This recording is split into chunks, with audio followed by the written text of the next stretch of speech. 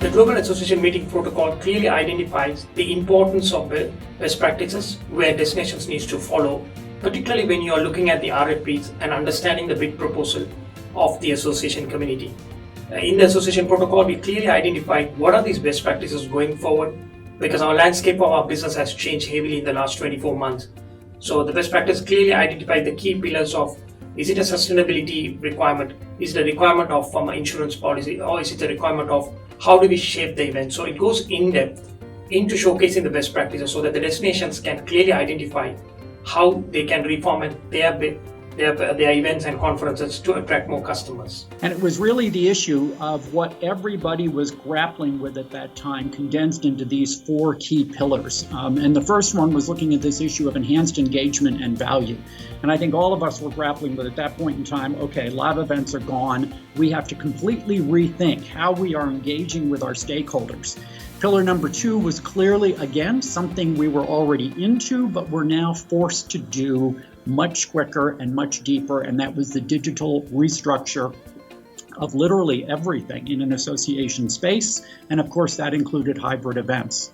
The third one was really looking at this issue of shared risk management, and how in this new world were we going to be able to share the risk associated with any events or anything that we were doing, and the fact that we needed to come together as an industry, come together in some new ways to actually talk about this question of risk as we were then starting to anticipate coming out of the pandemic.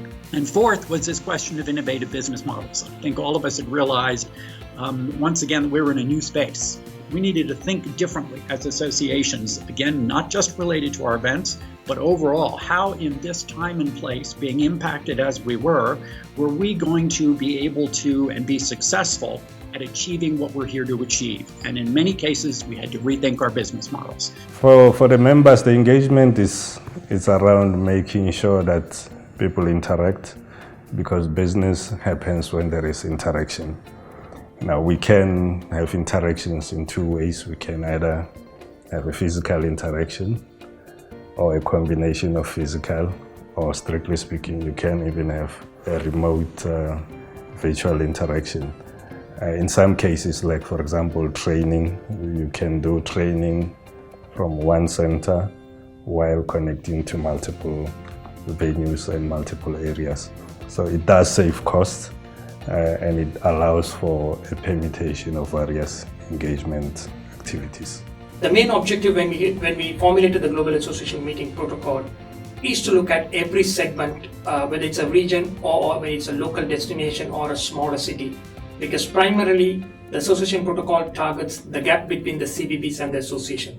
So smaller cities which have smaller CBBs or tourism boards who are working on it through their government entities can always utilize the Association Meeting Protocol's practice and then clearly draw a framework or a strategy on how to work with the association community.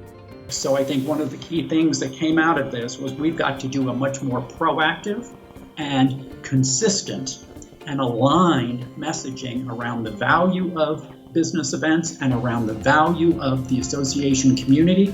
And that is everything from professional societies, trade associations, federations, and civil society NGO organizations to how we can help advance Africa's growth and transformation objectives.